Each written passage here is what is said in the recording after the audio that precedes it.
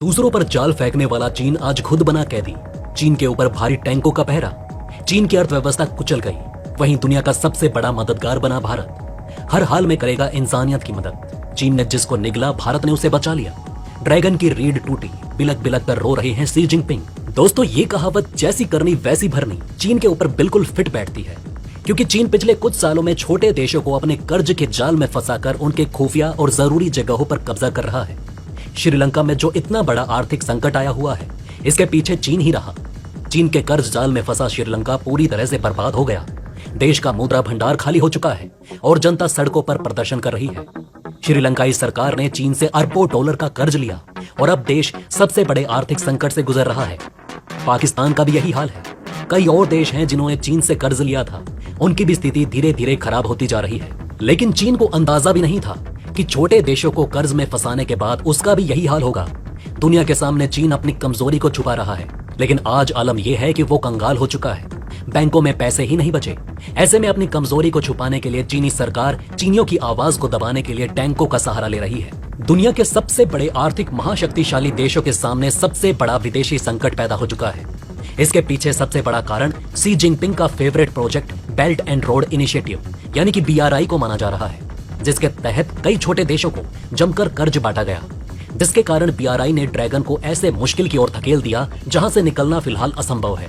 सन 1949 के बाद BRI चीन की सबसे बड़ी परियोजना थी। इसे जिनपिंग ने अपनी सबसे बड़ी विदेश नीति के तौर पर लॉन्च किया था, लेकिन आने वाले तूफान के बारे में उन्हें नहीं पता था। दरअसल ये दुनिया का सबसे बड़ा इंफ्रास्ट्रक्चरल प्रोग्राम था, जिसे किसी भी देश की तरफ से शुरू किया गया था। इस योजना के तहत कई प्रोजेक्ट्स लॉन्च तो हो गए, लेकिन उससे चीन को फायदा मिलना था, वो नहीं मिल सका। जबकि चीन ने अपने इंफ्रास्ट्रक्चर प्रोजेक्ट्स के लिए कई देशों को कर्ज दिया। इसकी वजह से चीन पर जितना दबाव बना, उतना ही दबाव श्रीलंका जैसे उन देशों पर जो पहले से ही आर्थिक संकट में थे। एक रिपोर्ट में चीन के इस BRI प्रोजेक्ट को हाई लेवल का इकोनॉमिक रिस्क करार दिया गया था। इसलिए चीन के इस प्रोजेक्ट के चलते दुनिया के कई देश बर्बादी के कगार पर हैं। इसके चलते एशिया, अफ्रीका और लैटिन अमेरिका संग कई दूसरे देशों में कर्ज संकट पैदा होता चला गया। Think tank American enterprises institute की तरफ से बताया गया कि 2013 में प्रस्तावित किए गए इस प्रोग्राम के चलते साल 2021 के अंत तक इस प्रोजेक्ट की वजह से कई विकासशील देशों पर 838 बिलियन डॉलर के भुगतान राशि हो चुकी है। वहीं चीन को कब ये कर्ज वापस मिलेगा, उसे खुद नहीं मालूम। वहीं न्यूयॉर्क स्थित एक रिसर्च ग्रुप रोहडियम की माने तो चीन के बैंकों ने साल 2020 और 2021 में 52 बिलियन डॉलर का कर्ज दिया था। पहले 2 साल की तुलना में यह 16% ज्यादा था। इधर चीन लोगों के सामने अपनी कमजोरी छुपा रहा है, लेकिन इस वक्त हालात ये हैं कि लोगों को उनके अपने ही खातों से पैसे निकालने के लिए मनाही है, जिसके बाद भारी संख्या में लोग सड़कों पर उतर आए, जिसे देखते हुए चीनी सरकार ने बैंकों के आगे टैंक तैनात कर दिए। चीन के कई घरों के मालिकों ने मोर्टगेज अदा करने से इनकार कर दिया। इसकी वजह से बैंकों के सामने नया संकट पैदा हो गया। 20 जुलाई को हैनान प्रांत के एक बैंक के सामने टैंक्स की लंबी लाइन थी और वजह थी बैंक ऑफ चाइना का एक फैसला। बैंक ऑफ चाइना की हैनान ब्रांच की तरफ से जमाकर्ताओं को यह कहा गया कि जिन्होंने भी रकम यहाँ जमा की है वो एक निवेश है और इसे निकाला नहीं जा सकता। जिसके बाद बड़े पैमाने पर इस बैंक के खिलाफ विरोध प्रदर्शन हो रहे हैं और बैंक के बाहर भारी संख्या में प्रदर्शनकारी इकट्ठा हैं। बैंक में जितने भी फंड हैं उन्हें फ्रीज कर दिया गया है और जमाकर्ता अब उन्हें रिलीज करने की मांग कर रहे हैं। सेविंग्स को फ्रीज करने की वजह सिर्फ मॉर्टगेज अदा न करने का फैसला है। चीन का प्रॉपर्टी मार्केट इस समय 300 बिलियन डॉलर का कर्जदार है। पिछले साल जब एवरग्रांड धड़ाम हुआ था तो देश के रियल एस्टेट सेक्टर में सबसे बड़ी समस्या सामने आई। हाल ही में एक वीडियो सामने आया था जो सिन्हुआ यूनिवर्सिटी के प्रोफेसर झेंग युआंग का था, जिसमें वो कह रहे हैं कि साल 2022 चीन के लिए मुश्किल वाला समय होने वाला है। देश की 4,60,000 कंपनियां साल के पहले हाफ में ही बंद हो चुकी हैं।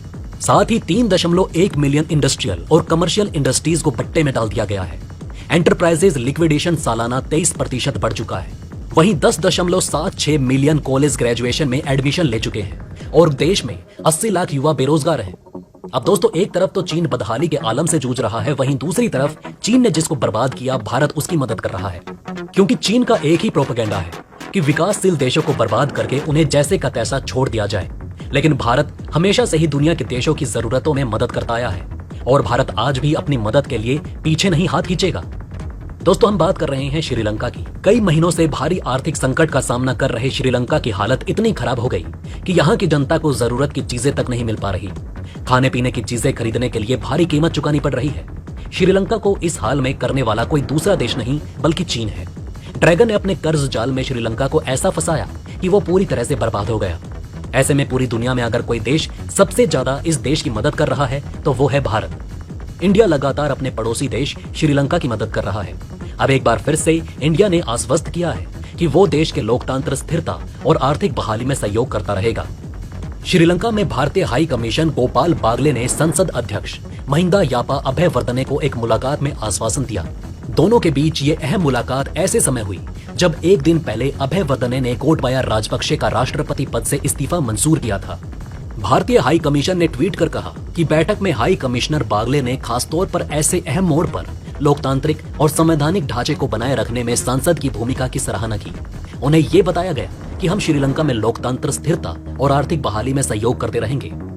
खास बात तो ये है कि 2.2 करोड़ की आबादी वाला देश श्रीलंका 7 दशकों से सबसे खराब आर्थिक संकट से जूझ रहा है, जिसके चलते लोग खाने पीने की चीजों, दवा, फ्यूल और बाकी जरूरी चीजें खरीदने के लिए संघर्ष कर रहे हैं। आपको बता दें कि अर्थव्यवस्था को संभालने में सरकार की नाकामी के चलते श्रीलंका में तेज हो रहे विरोध प्रदर्शन के चलते पिछले दिनों गोटबाया राजपक्षे देश छोड़कर भाग गए। सिंगापुर से गोटबाया की ओर से भेजे गए त्याग पत्र को संसद में 13 मिनट के सत्र के दौरान पढ़ा गया। राजपक्षे ने अपने त्याग पत्र में श्रीलंका की अर्थव्यवस्था के बदतर होने के लिए कोविड-19 महामारी और लॉकडाउन को जिम्मेदार बताया। त्याग पत्र में उन्होंने लिखा कि मैंने पूरी क्षमता के साथ मातृभूमि की रक्षा की और भविष्य में भी ऐसा ही करता रहूंगा। लेकिन यहाँ अगर कोई श्रीलंका के लिए मसीहा है तो वो है भारत, जिसका साथ श्रीलंका ने हमेशा ठुकराया और चीन के साथ अपनी योजनाएं बनाई। फिर भी भारत आज श्रीलंका की डूबती नैया को पार लगाने की कोशिशों में लगा हुआ है और लगातार उसे आर्थिक मदद दे रहा है। भला इतना बड़ा दिल किस देश का हो सकता है? दुनिया में इकलौता भारत है जो सब कुछ भुलाकर इंसानियत को पहली अहमियत देता है। दोस्तों, अगर आप भी भारतीय होने पर गर्व महसूस करते हैं तो कमेंट में जय हिंद जरूर लिखें। वेल दोस्तों, ये थी खबरें चीन की डूबती नैया और भारत द्वारा श्रीलंका की जान बचाने की, जहां श्रीलंका को तो भारत बचा लेगा लेकिन चीन की मदद कौन करेगा? आपका इस बारे में क्या कहना है हमें कमेंट में जरूर बताएं। वहीं अगर आप चाहते हैं कि ऐसी इन्फॉर्मेशन ज्यादा से ज्यादा लोगों तक पहुंचे तो इस वीडियो को शेयर जरूर करें और अगर हमारी ये वीडियो आपको पसंद आई हो तो लाइक करना ना भूलिएगा। साथ ही अगर अभी तक आपने हमारे चैनल को सब्सक्राइब नहीं किया है तो प्लीज हमारे चैनल को सब्सक्राइब जरूर करें। खुश रहें, अपना ध्यान रखें। फिर मिलेंगे एक नई इन्फॉर्मेशन के साथ, तब तक के लिए जय हिंद।